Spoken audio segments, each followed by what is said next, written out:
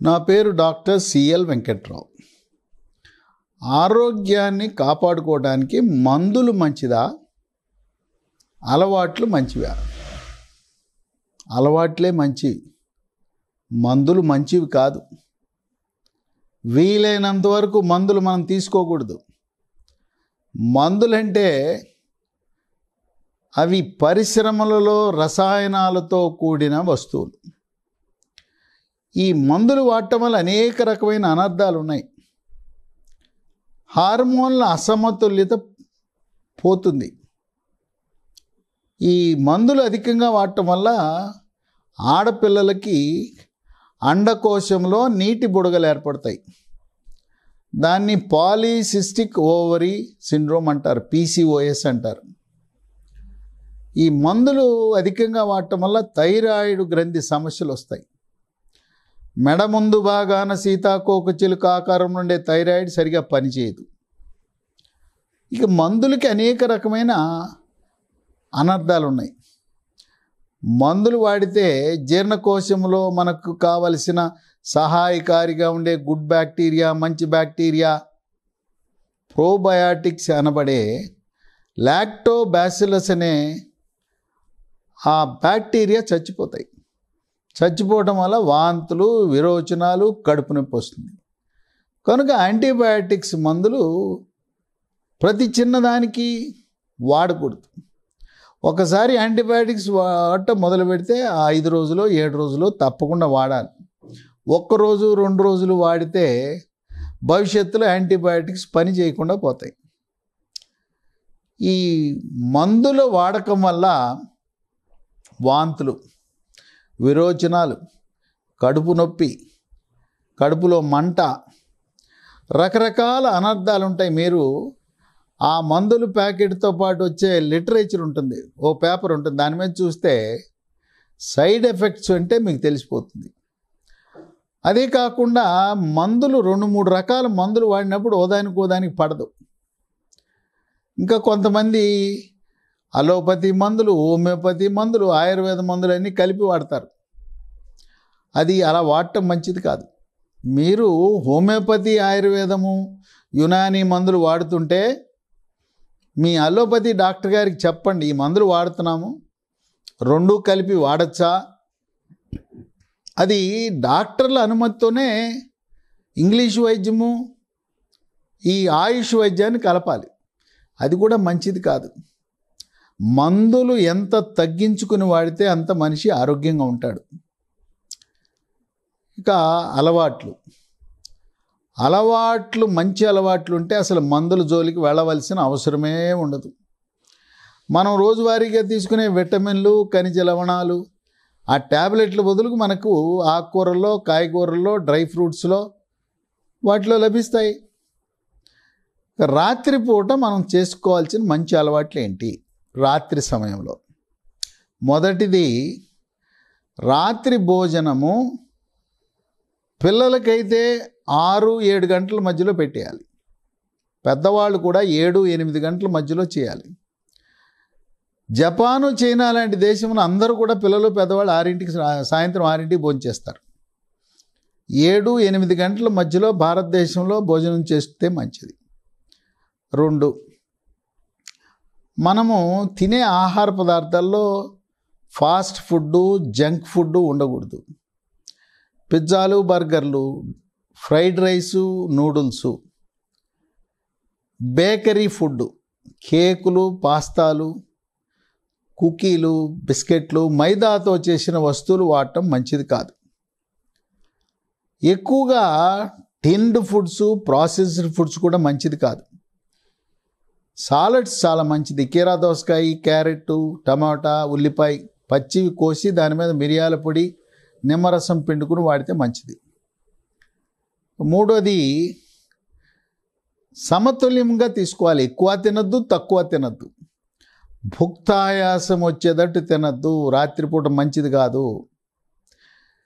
తినగానే వెంటనే పడుకోవద్దు. తిన్న తర్వాత కనీసం 1 గంట సేపు కూర్చుని ఉండాలి. 4వది, భోజనము చేసిన తర్వాత కొన్ని పనులు చేయకూడదు. స్వీట్లు తింటారు కొంతమంది, అది మంచిది కాదు. కొంతమంది డెజర్ట్ అని తింటారు, అది మంచిది కాదు. కొంతమంది రాత్రిపూట కాఫీ టీ తాగితే నిద్ర పట్టదు, అది పనికిరాదు. కూల్ డ్రింక్స్ కానీ సోడా కానీ ఎనర్జీ డ్రింకులు అది మంచిది కాదు. కూల్ డ్రింక్స్ అంటే షుగర్ కలిపిన రంగు నీళ్ళు, దాంట్లో ఉండే రసాయనాల ప్రభావం వల్ల ఆరోగ్యం చెడిపోతుంది.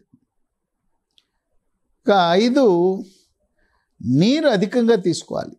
ఇది నీరు రాత్రిపూట నీరు అధికంగా తీసుకుంటే పదే పదే నిద్ర భంగం కలుగుతుంది, మూత్ర విసర్జనకి వెళ్ళాలి. అందుచేత నీరు ఉదయాన్నే తీసుకోండి. నిద్ర లేవగానే 1 లీటరు, వ్యాయామం చేసిన తర్వాత మరొక లీటర్ తీసుకోండి. సాయంత్రం 7-8 దాటిన తర్వాత నీరు అధికంగా తీసుకోవద్దు. తర్వాత 5, కుటుంబ సభ్యులతో కూర్చుని మాట్లాడటం. 6, నిద్రపోయే ముందు 1 గంట ముందు నుంచి సెల్ ఫోన్లు, కంప్యూటర్లు, ల్యాప్టాప్లు ఇవన్నీ కూడా ఉపయోగించడం మానేయాలి. అవి ముందేసుకుంటే నిద్ర సరిగా రాదు, నిద్ర వచ్చినా గాఢ నిద్ర రాదు. ఉదయాన్న మనం పాటించాల్సిన నియమాలు ఏంటంటే, 1, మనం నిద్ర లేవగానే మన మంచం మీద ఉండే బెడ్షీట్లు మడత పెట్టడం, ఆ బెడ్షీట్ శుభ్రంగా చేయటం. 2, నిద్ర లేవగానే 1 లీటర్ గోరువెచ్చటి నీళ్ళు, తదుపరి యోగా, ప్రాణాయామము, ధ్యానము, వ్యాయామం అయిన తర్వాత మరొక లీటర్ గోరువెచ్చటి నీళ్ళు. 3, మనము టూత్ బ్రష్ వినియోగించేటప్పుడు ఎప్పుడూ కుడి చేత్తో కాకుండా అప్పుడప్పుడు ఎడమ చేత్తో బ్రష్ చేసుకోండి. దానివల్ల మెదడు యొక్క పనితీరు మెరుగుపడుతుంది. 4, సూర్యరశ్మికి సూర్య నమస్కారాలు చేయటం, యోగా. ఆ సూర్యరశ్మికి మన శరీరం మీద పట్టడం వల్ల విటమిన్ డి లభిస్తుంది. 5, వ్యాయామం చేయటం వల్ల రోజంతా చురుగ్గా ఉంటారు. 6, మీరు చేయగలిగితే చన్నీళ్ళ స్నానం చేస్తే బ్రహ్మాండం, ఉత్సాహం ఉల్లాసం పెరుగుతుంది. ఇది చేయలేని వాళ్ళు వేడి నీళ్ళతో చేయండి. 7, తప్పనిసరిగా టిఫిన్ చేయాలి, బ్రేక్ఫాస్ట్ చేయాలి. బ్రేక్ఫాస్ట్ చేయకపోతే అనారోగ్యానికి దారితీస్తుంది. 8, ఆ రోజులో ఏదైతే మీరు పని మొదలు పెట్టాలనుకున్నారో ఆ రోజులో అతి కఠినమైన పని ముందు ప్రారంభించి చేసేయండి ఉదయాన్నే. 9, మనము సంగీతం వినటం ద్వారా మానసిక ఉల్లాసము, శారీరక ఉల్లాసము, చక్కగా మనం పని చేయగలుగుతాం. ఈ సంగీతం వినేవాళ్ళు ఎప్పుడు కూడా ప్రశాంతంగా ఉంటారు. చిరాకు, పరాకు, కోపతాపాలు లేకుండా పనిలో ఏకాగ్రతతో పనిచేస్తారు. జ్ఞాపక శక్తి పెరుగుతుంది, మేధో సంపత్తి పెరుగుతుంది, వ్యాపారంలో రాణిస్తారు, ప్రభుత్వ ప్రైవేటు ఉద్యోగాల్లో కూడా రాణిస్తారు. ఏదైనా వస్తువులు అమ్మాలంటే చక్కగా ఈ సంగీతం వినేవాళ్ళు వాళ్ళు సేల్స్లో ఏ వస్తువు అమ్మాలన్నా కూడా అక్కడ వచ్చే వినియోగదారుడిని, కస్టమర్ని సంతృప్తిపరచగలిగిన శక్తి సామర్థ్యాలు వస్తాయి. కనుక ఎవరు కూడా మందుల మీద ఆధారపడద్దు. మందులు మంచిది కాదు. చివరికి విటమిన్లు, ఖనిజ లవణాలు, కాల్షియం లాంటి వస్తువులు కూడా వద్దు. ఉదాహరణకు కాల్షియం కావాలి. ఎందుకు కాల్షియం ట్యాబ్లెట్ కావాలా? కాల్షియం కావాలంటే పాలల్లో కాల్షియం లేదా? ఆకుకూరల్లో కాల్షియం లేదా? నువ్వుల్లో కాల్షియం లేదా? రాగిలో కాల్షియం లేదా? మనము చికెను, చేపలు తిన్నప్పుడు బ్రాయిలర్ చికెన్ నుండి ఎముకలు నవిలితే కాల్షియం రాదా? ఈ విధంగా సహజసిద్ధంగా మనకు లభించే వస్తువులు తీసుకోవాలి. ఇక ఐరన్, ఫోలిక్ యాసిడ్ ట్యాబ్లెట్లు ఎందుకు? ఆకుకూరలో ఐరన్ ఉంది, ఫోలిక్ యాసిడ్ ఉంది. అలాగే డ్రై ఫ్రూట్స్ని నానబెట్టి ఒక్కొక్క రకానికి రోజుకు 4-6 డ్రై ఫ్రూట్స్ తింటే మనకు కావలసిన ఇనుము, ఖనిజ లవణాలు, కాల్షియం అంతా సమృద్ధిగా లభిస్తుంది.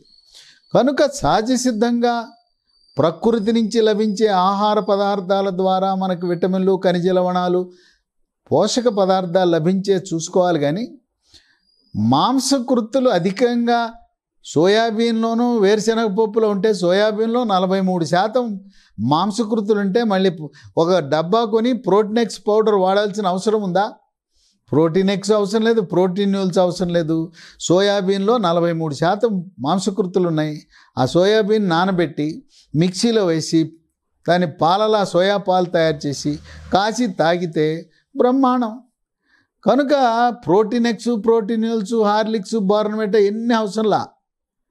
ప్రకృతిలో లభించే ఆహార పదార్థాలను ఎంపిక చేసుకోండి. పిల్లలు, పెద్దవాళ్ళు, గర్భిణీ స్త్రీలు, బాలింతలు, వృద్ధులందరూ కూడా సహజసిద్ధమైన ఆహారం తీసుకుంటూ ఆహారపు అలవాట్లను పాటించడం ద్వారా మందులకు దూరంగా ఉండొచ్చు. మందులంటేనే రసాయనాలు. వాటి వల్ల మన ఒళ్ళు గొల్లవుతుంది, అనారోగ్యం బారిన పడతాం. అనేక రకమైన దానివల్ల అనర్థాలు ఉన్నాయి మందుల వల్ల. మందుల వినియోగం ఎంత తగ్గించుకుంటే అంత మంచిది.